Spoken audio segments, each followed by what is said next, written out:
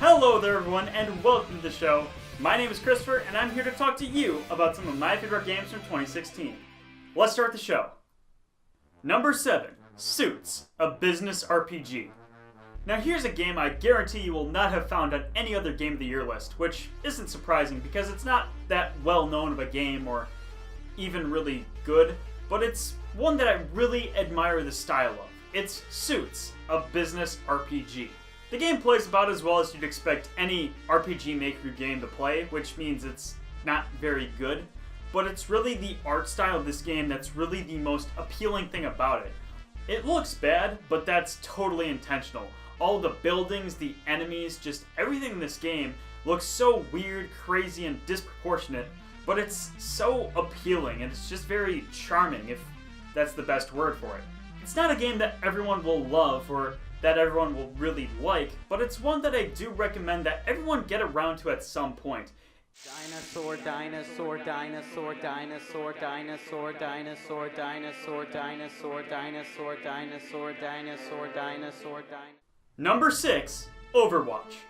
Overwatch is a game I admittedly didn't get to play as much of last year as I otherwise would have liked to, but I absolutely loved the time that I did put into it. Of course, this game is actually very well put together. It's a Blizzard game through and through. It's incredibly polished, and just all the different characters are very unique, and it's very much fun to experiment with all of them. However, the really big thing as to why Overwatch became a success is the friend thing. Getting together with a group of buddies to go into a competitive match, or maybe just quick play in general. I unfortunately didn't get to play with all of my friends over the last year of this game being out, but the ones that I did play with provided some of the best multiplayer experiences I could have asked for in a game like this. We, of course, just provided each other trash talk, inside jokes like Jongo and really? Just incredibly stupid plays that shouldn't work and more often than not doesn't. And sometimes when we do finally get together and make this really great play, and it just feels so satisfying. It's also just a great game that developed quite a dedicated community around it, with so many jokes and just ways that players share the experience with. It's absolutely amazing what this game does. I'm personally not as big of a fan of this game as other people, but I definitely see why Overwatch is winning a lot of Game of the Year awards. Number 5, Hyper Light Drifter. Hyper Light Drifter was a game when I first played, I didn't really get it. I was seeing a lot of the similarities and a lot of the praises that people were giving to this game, and I certainly acknowledged those things as well as the comparisons to the rest of the action-adventure genre that would fall under this, but I didn't really like the game so much. It felt really, really difficult, really confusing on where I should go. There wasn't much of a story that was told to you, so I couldn't really understand what was going on, so I wasn't really into it. But then I started playing the game more, and it was once I got down with the combat, that's when Hyper Light Drifter clicked with me. You have to balance not only using your sword, but your firearm tactics, because not only do they work in tandem with each other mechanically, but that's the best way to close in the gap on certain enemies, and it makes for a really great combat system. But what I also like about this game is that there are not any upgrades to make your character beefier. There are no heart container equivalents or body armor upgrades that increase your defense. The way you don't get hit in this game, the way you stay alive for longer, is to dodge through enemies and weave through their attacks.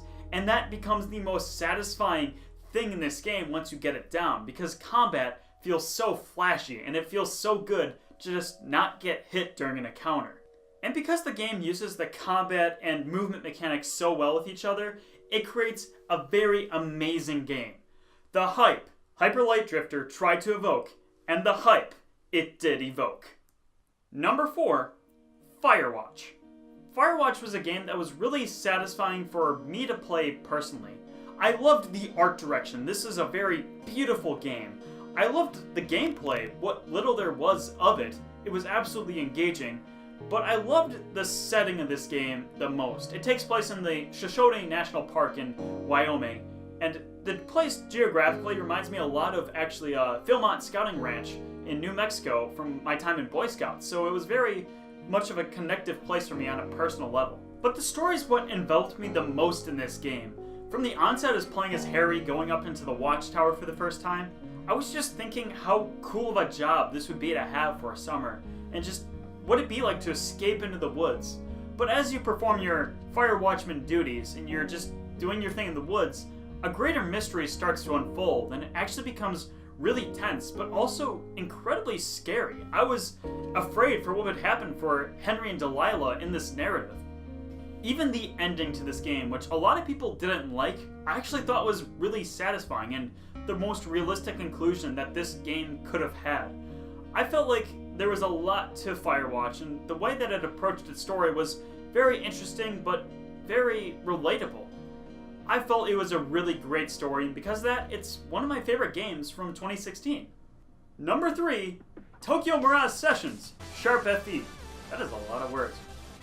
A lot of people out there have been dismissing this game for multiple reasons, whether that be just because it's very tonally different from what regular Shin Megami Tensei games are, or maybe it's just the fact that the Fire Emblem characters look kinda dumb. And I don't blame anyone for giving the game off for those reasons. When I first saw the game, when it was first truly unveiled as Tokyo Mirage Sessions, I first thought, oh, okay, that's a thing that I'm not interested in. But then the game came out, and then I played it, and I'm like, wow, this is my jam! It's probably my favorite turn-based RPG system in years. The combat itself is so satisfying. It's the regular Shin Megami Tensei party system that you may or may not be familiar with. But unlike regular Shin Megami Tensei, you don't get necessarily extra hits, but your party members also come in to do damage on that same attack chain, and it feels really satisfying to pull off, especially towards endgame when there's like 15 attacks going in the same move. It feels so good. Tokyo Mirage Sessions is definitely a game that you'll have to allow yourself to like, but if you do like it, it's probably going to be one of the most satisfying RPGs you'll have played from this generation. I honestly think so. If you have a Wii U, don't pass this one up. It's really fantastic.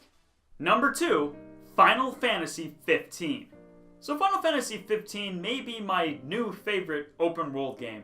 It took me a few hours for the game itself to really click with me, but once it did, I started to really appreciate what this game was doing.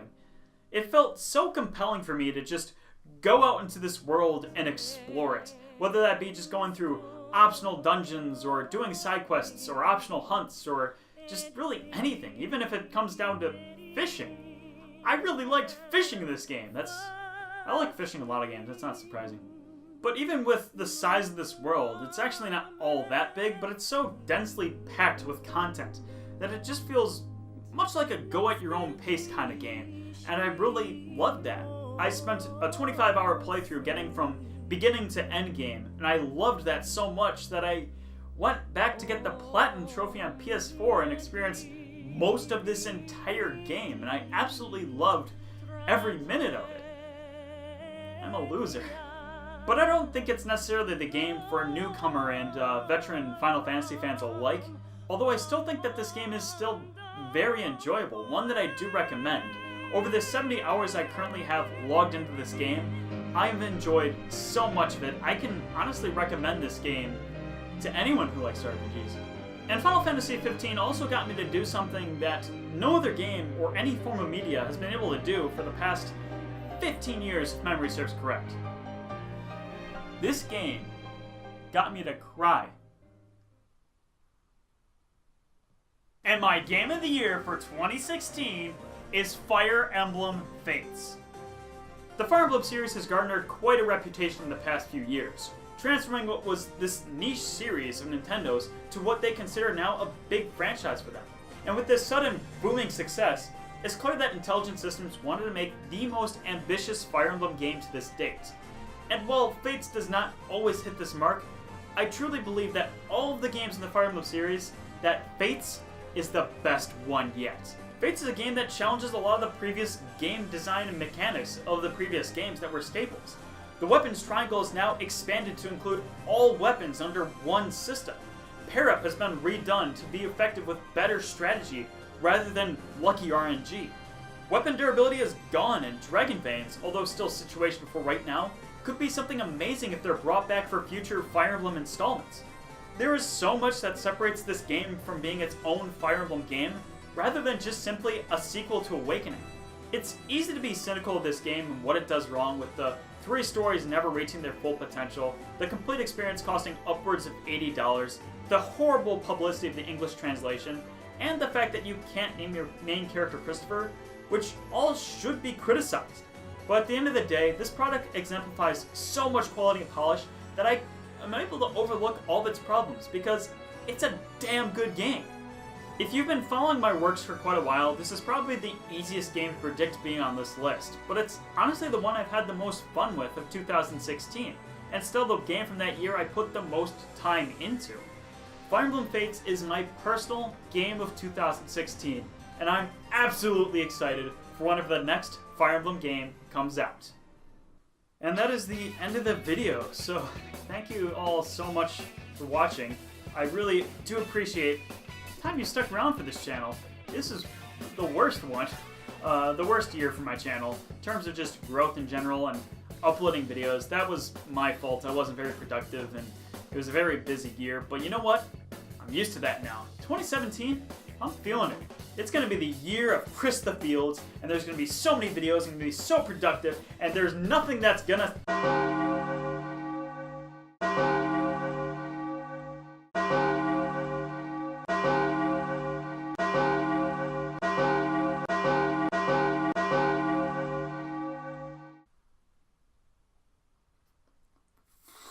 Frick.